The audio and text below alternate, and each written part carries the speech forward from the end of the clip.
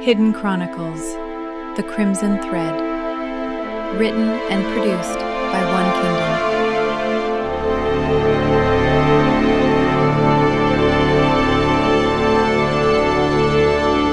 Kingdom. Disclaimer: this is a work of historical fiction inspired by historical events. While rooted in documented history, additional details have been imagined for storytelling purposes. Chapter 1: The Weight of Survival.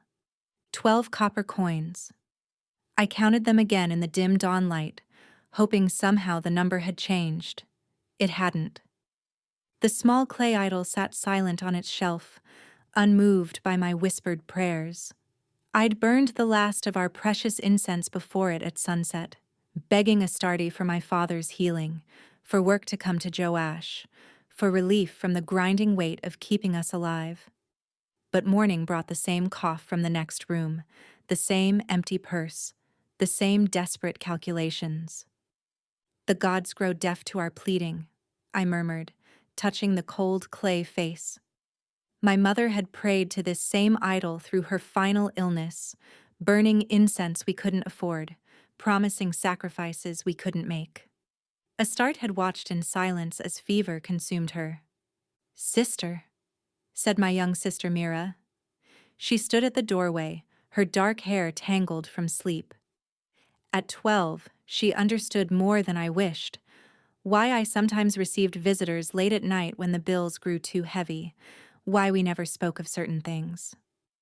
"You're awake early, little dove," I said. I heard father coughing again. The deep kind. She moved closer, studying my face. "And I heard you praying. Did the goddess answer?" The honest question deserved an honest answer. Not yet. I swept the coins into my palm, their weight mockingly light. The herbs alone would cost 15 pieces, and that was just for 1 week's treatment. Then there was the rent I'd been hiding from the family, the food, the impossible weight of keeping us all alive. "Zara," father called weakly from his bed. "Come here, daughter." I found him propped against his thin pillow, eyes bright with fever despite the early hour. The cough had stolen so much of his strength these past months. "The landlord will come today," he said simply. "I heard him telling his servant yesterday." My stomach dropped. Father's hearing remained sharp despite his illness. "Everything will be fine, father." "I'll handle Haddad," I said, trying to sound confident.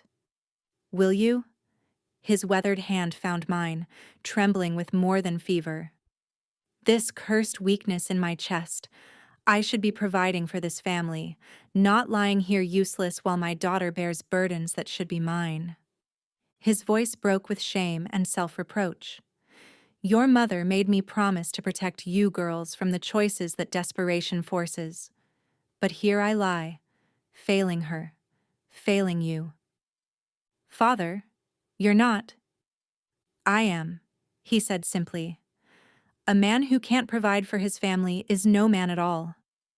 I see the late visitors, the silver that appears when we need it most. I know what my illness has cost you, child." Heat flooded my cheeks.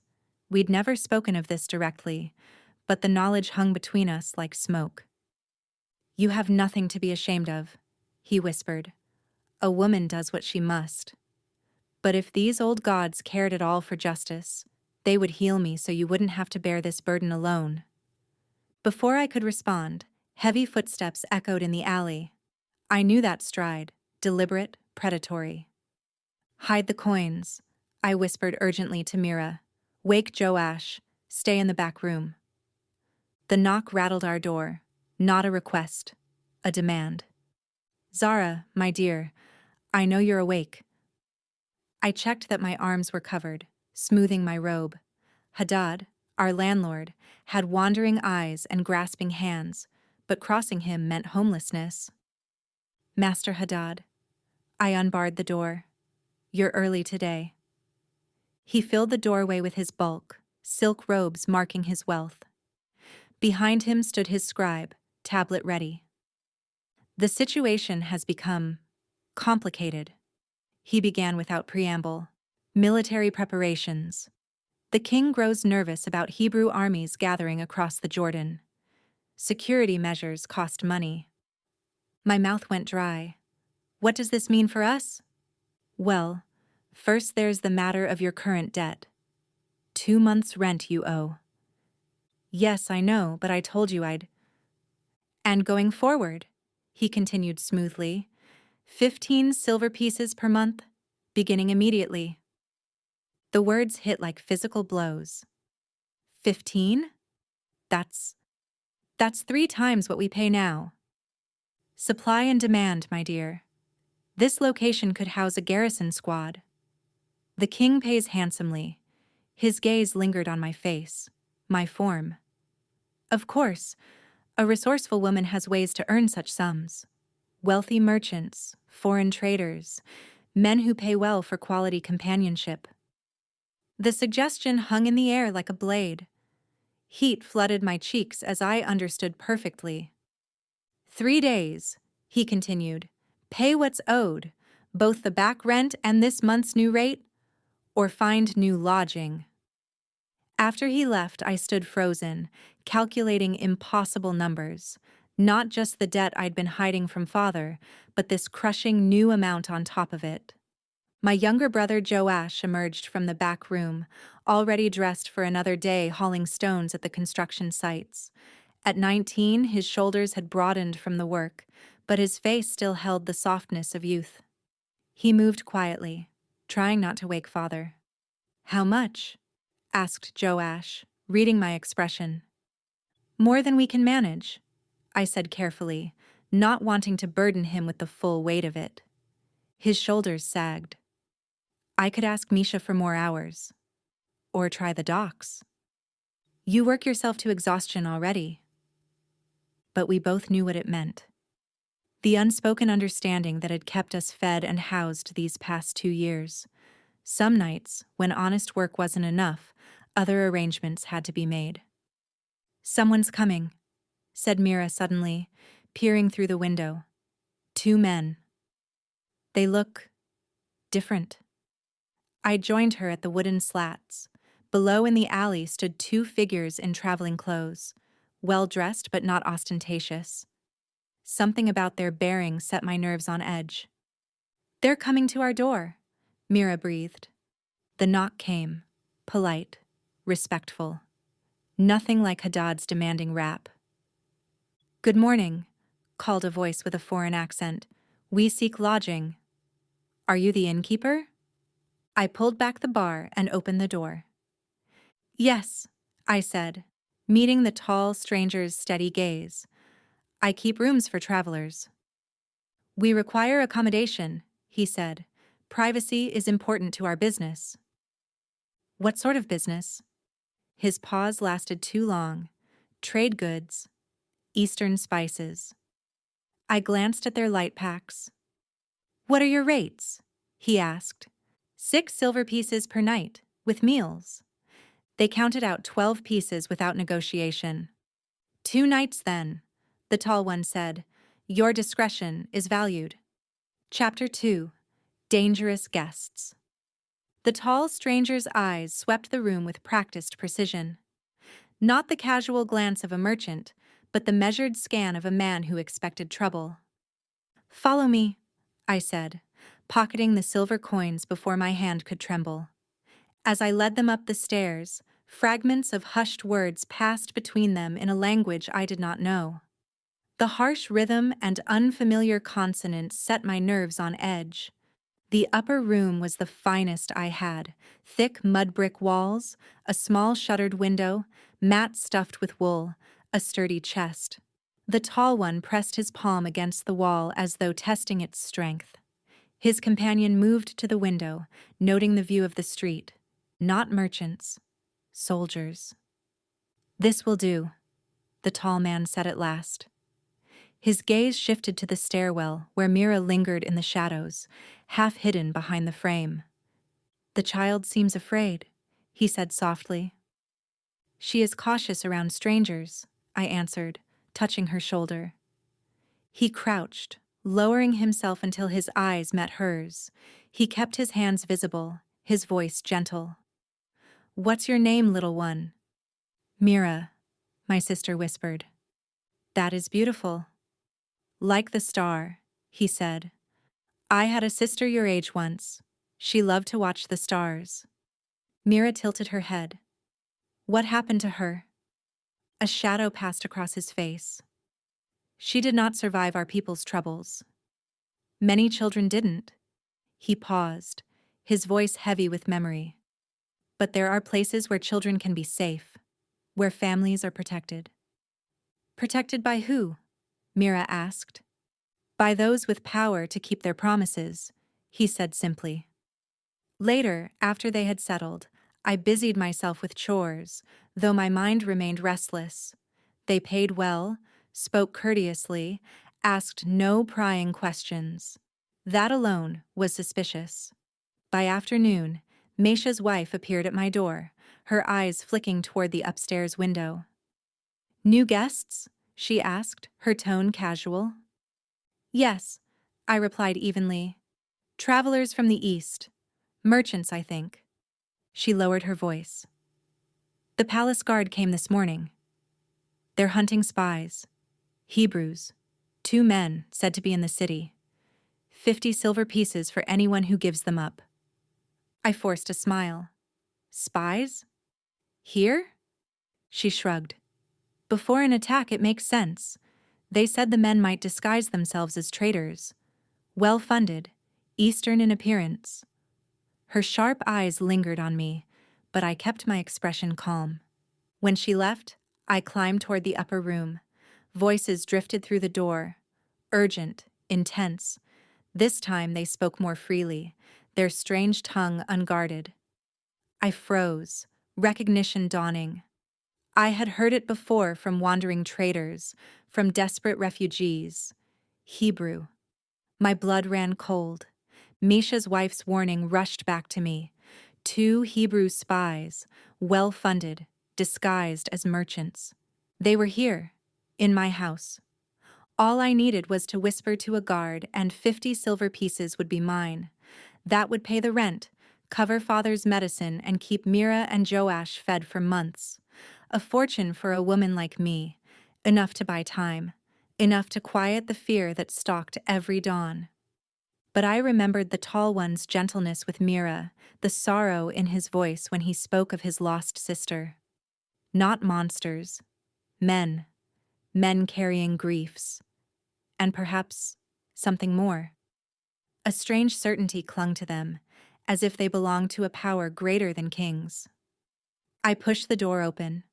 They fell silent, eyes fixed on me. "I know who you are," I said, my voice low but steady.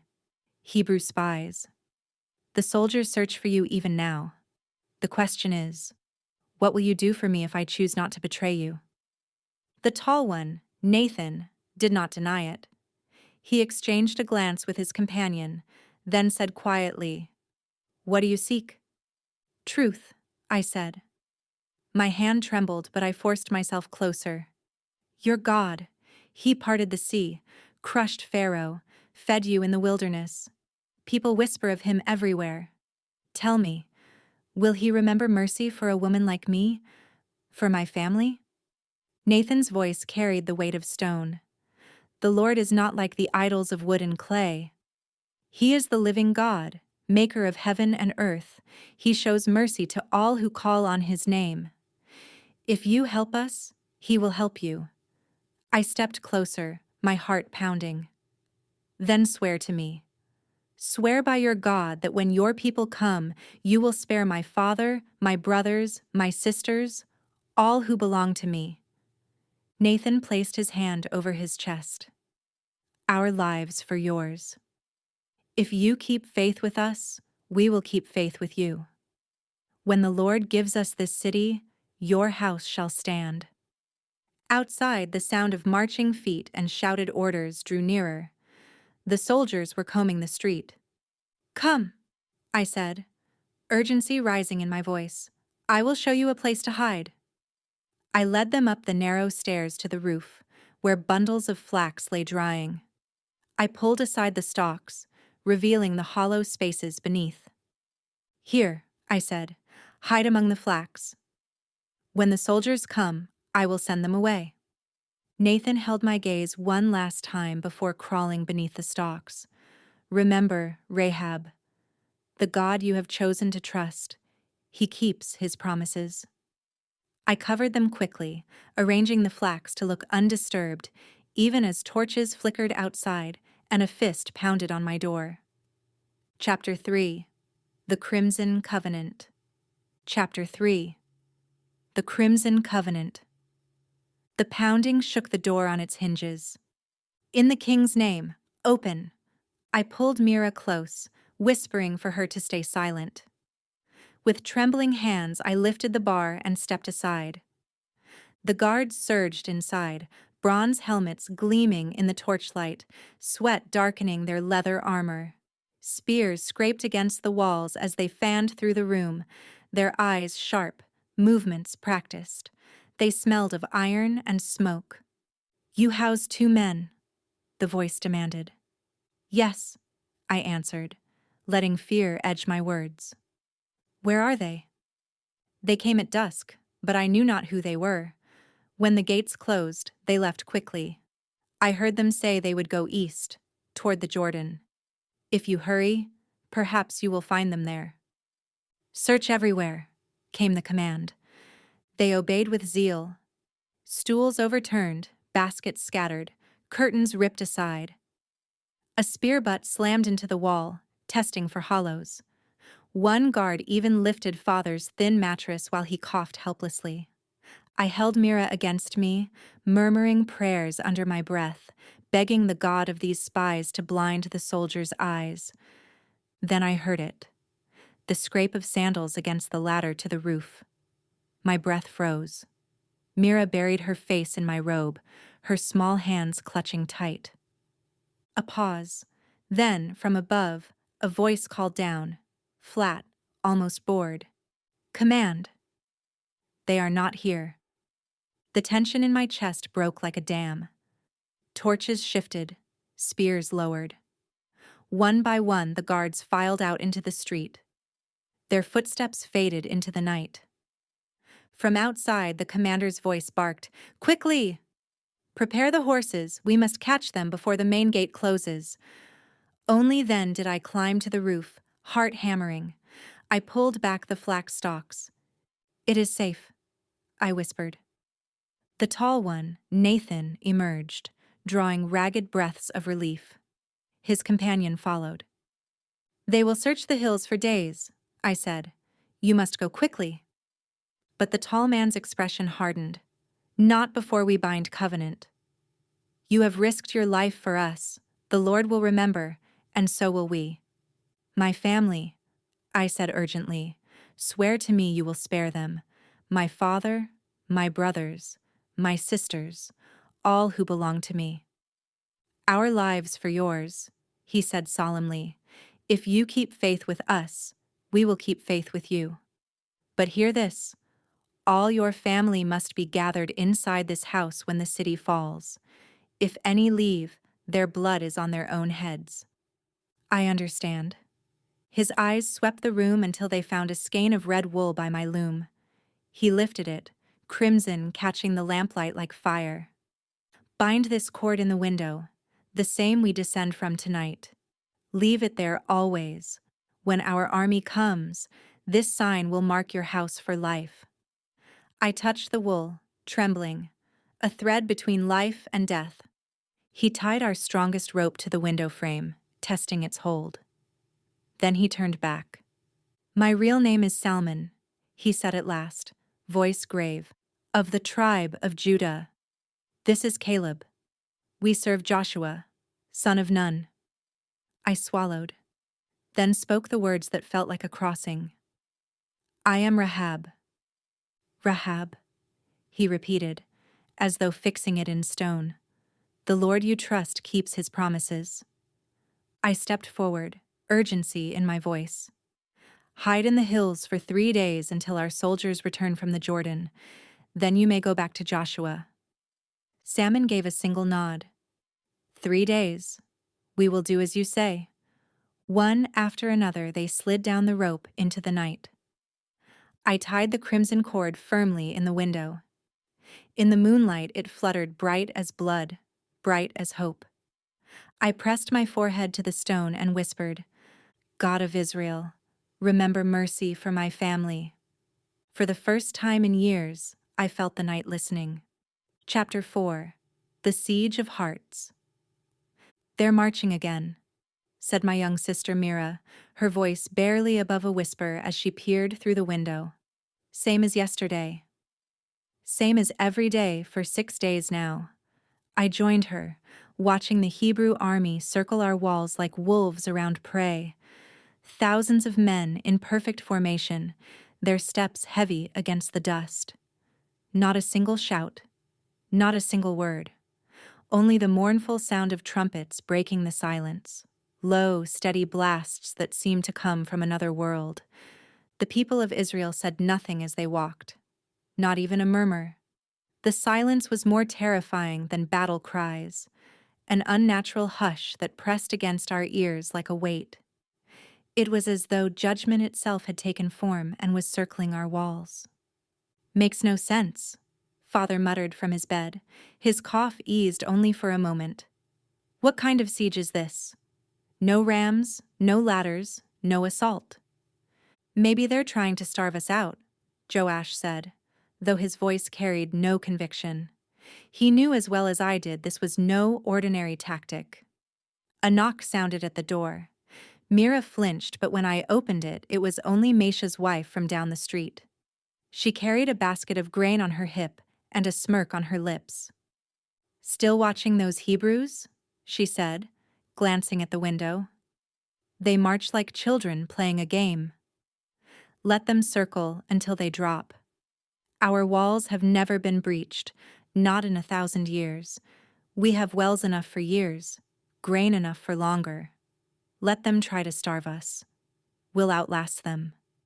Her laughter was sharp, mocking. Stone does not bow to silence. When she left, Mira whispered, "She isn't afraid at all." "She should be," I murmured. "She trusts in stone." But stone can fall. That evening, the city returned to its uneasy routine, markets half full, soldiers restless, children hushed by anxious mothers. But sleep came slow in our house. The silence of the Hebrews lingered louder than any war cry. "Sister?" Mira asked, her small hand gripping mine. "Will their God remember us? Or will he forget like ours always did?" Her question pierced deeper than any spear. I pulled her close. "He made a covenant, Mira. His servant gave me his word. And their God."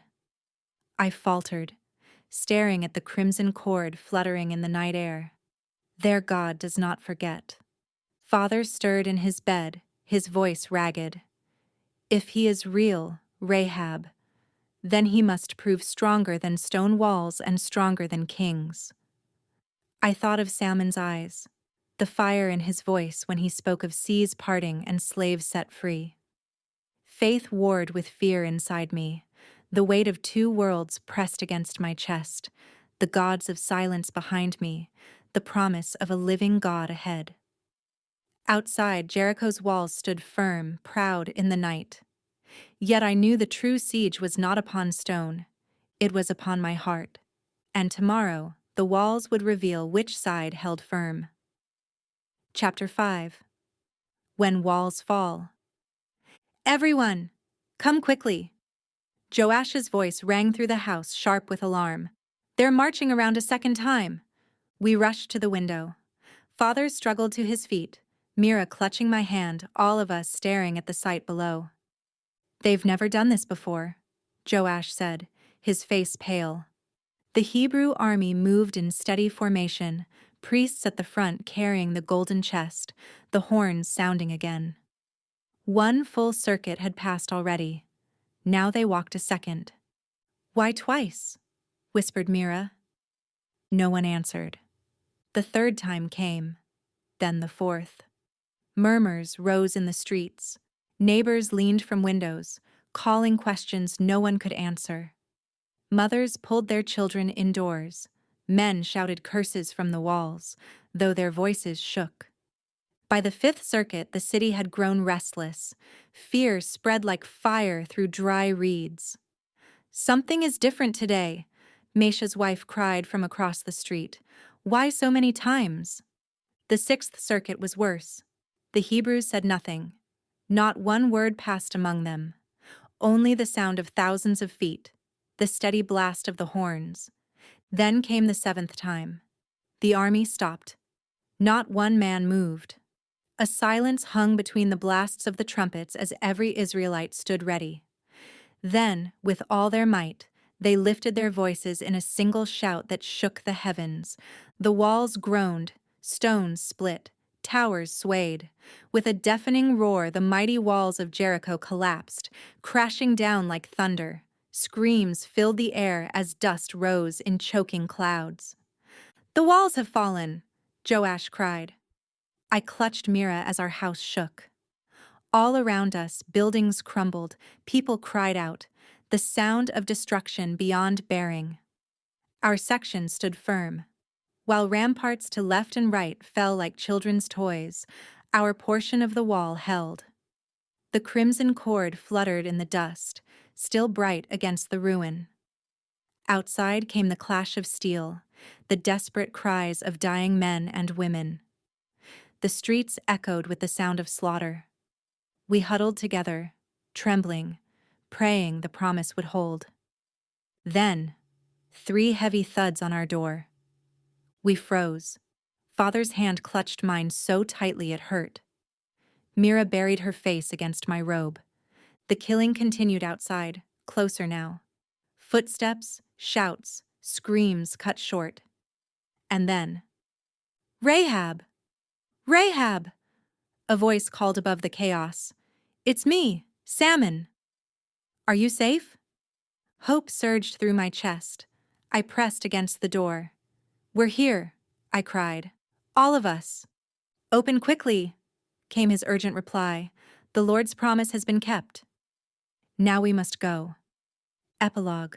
The Crimson Line. We were led out through the ruins, dust clinging to our clothes, the sound of screams and collapsing stone fading behind us. Around us, the army of Israel moved with certainty, sparing no one except those gathered under the crimson cord. The promise had held. Joshua himself met us at the edge of the camp. His eyes were sharp with command yet gentle with compassion as he looked upon my family. He spoke to Father, who leaned weakly on Joash's arm. He touched Mira's hair and called her Little Dove. And to me he said, "You are Rahab, who trusted the God of Israel. You and your household will live among us, for the Lord delights to keep his word." That night, for the first time in years, we slept without fear of Hadad, without fear of hunger, without fear of tomorrow. We were safe. Days became weeks. Weeks became months. Slowly, the old life of Jericho faded and a new life began. My family learned their ways, their prayers, their customs, their stories. We were foreigners no longer. We were part of Israel. Father recovered his strength day by day in the camp of Israel. His cough lessened, his color returned, and soon he was walking again with steady steps. One night, Salmon asked to walk with him. The two were gone a long while under the starlit sky. When they returned, both wore quiet smiles. Father came to me, his eyes brighter than I had seen them in years. He took my hand gently, then placed it into Salmon's.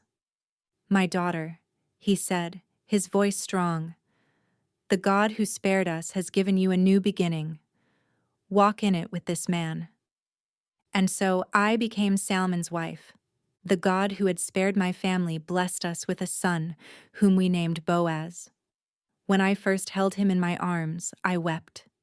His small cry was not one of ruin and falling walls, but a cry of life, a sound that promised the future had already begun.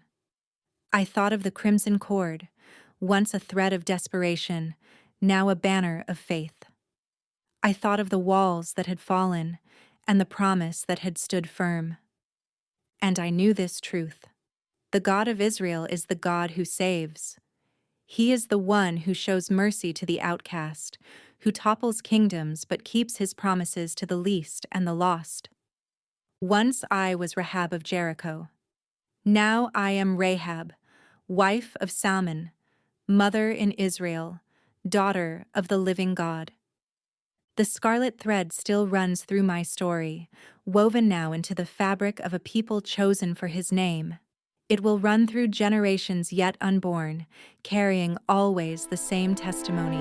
That the Lord is faithful, that he remembers mercy, that he saves.